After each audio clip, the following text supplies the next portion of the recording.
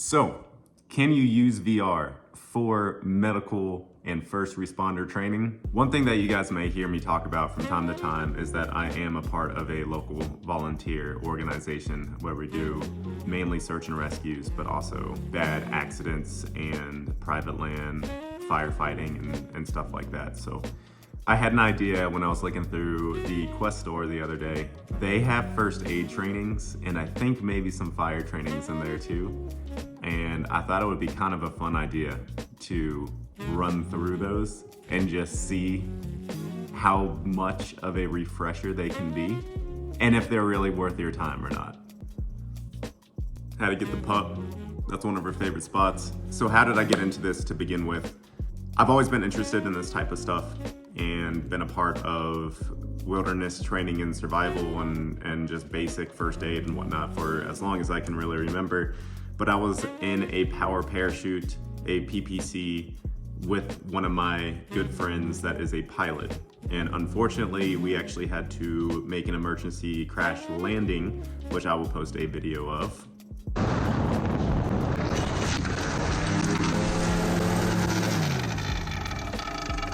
And after that experience, I thought, hey, I know what it's like to be in a situation like that. We crashed early in the morning, we were ill prepared. We did not even get out until I think 3:30 a.m. on actual Christmas Day. I think one of the things that's just really important in life is being able to give back in some sort of capacity. I think it's good to humble yourself. I think it's good, and it makes you just feel good whenever you can either, for example, rescue somebody, or if it is a bad outcome, at least you can provide closure to friends and family. But I think one of the things that is great about doing any sort of volunteer work a lot of the time is it kind of puts life into perspective. Afterwards, you come home and you're like, you know, life could always be way worse than it is if you're going through kind of a rough patch. And you just kind of realize that some people have it worse than you, or, you know, just be grateful and thankful for what you have. And it for me, at least, this isn't going to be for everybody, but for me, at least, it kind of puts things into perspective a little bit, which I really appreciate. So, can you use VR for first responder training? Let's find out. Okay, so to start things off, there were two applications in particular, which I will post here, that did require you to sign up via email. I did not want to go through those steps. Application failed. Okay. Input your account email. Okay. Well, even in English, it does not change from Spanish. El Spanisho. There's really not that many options out there, so I was a little bit disappointed that this was a requirement for two of them, but that's okay. That one is a big old bust. Opioid emergency. This could be good. Terms and conditions, I agree. One of these applications that I was actually really excited to try is this opioid training. The opioid pandemic is a real thing, and there are many instances in which you can actually run across somebody going through some sort of OD.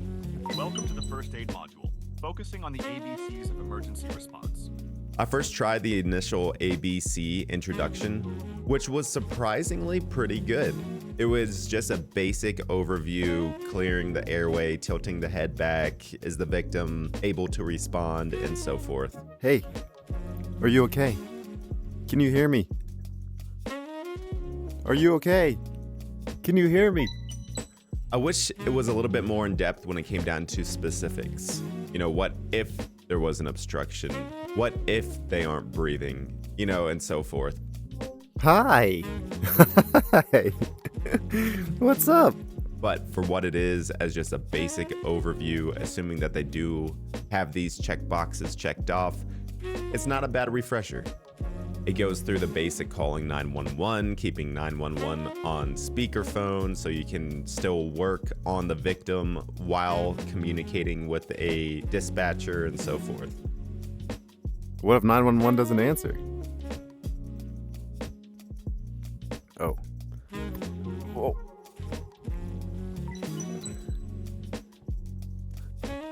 Hey, I'm not checking you to see if you're conscious. I know that you're conscious. Yeah. When I read in the description that you can use Narcan, I was extremely excited just because I have never gone through a training like this before. I know how to administer it via verbal communication and actually holding it, but I've never actually gone through the process of doing it myself. So I was actually really excited about this one to see how it would hold up. Grab this, peel This this back. surprisingly was a great application, and I would rate this one very, very high. With the Narcan device in hand, hold it with your thumb on the bottom of the plunger. And I thought it was fingers all on either around side of the very nozzle. well done, Okay. very well put Be together. careful not to If you test the have prime no of the prior device. knowledge of how to use Narcan or don't have any information about it, going through this brief training will surprisingly give you enough information and confidence in order to administer this in real life. And if you're generally interested in this sort of thing, I would definitely recommend just spending 5 to 10 minutes in walking through this, as I think it's very helpful.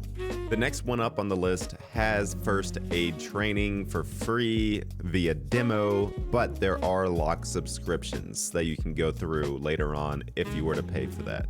Now, this application, the voice acting killed me a little bit. Ask the patient if they have had a tetanus shot. Whatever you say. Take moisturizing cream from your first aid kit and apply it to the burn. Oh, God. Okay. I wish it went more in depth about the type of bandages that you should have, the ointments that you should have inside of your first aid kit, how to actually administer the bandage rather than just putting your arm over and having it automatically apply. However, as just a basic knowledge of what to do in a situation, it really isn't all that bad. I think that something that these are just lacking in general is going into in-depth knowledge. The capability of VR is just unbelievable. And if somebody spent the time and resources to create a truly in-depth, immersive first aid training course in VR, I think it would be unbelievable. And I think it's just a matter of time before we get there. And I'm gonna be really excited for when that day comes. Again, this one wasn't the worst thing in the world, but it did not go in depth enough for my liking to truly get a grasp and understanding of what to do in these situations. Mixed reality first aid app. Get to see my green screen. Place your left hand on the mannequin's forehead. Place your right hand on the mannequin's chest. What? I could not, for the life of me, get a mannequin to stay where it was supposed to stay. Now, I don't know if this was actually meant to have a real life mannequin and then you perform all of the tasks that way. I did not look into that.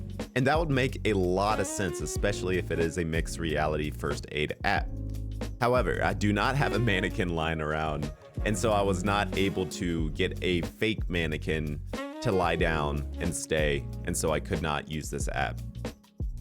There were only 2 VR fire safety trainings that I found. One was for the Quest, which I could not connect to the server, and the other was on Steam VR. This was more of a focus for indoor fires, which I do not have any expertise in, and you also had to sign up in order to unlock more scenarios. I just went with the free one, and man, it was not that good.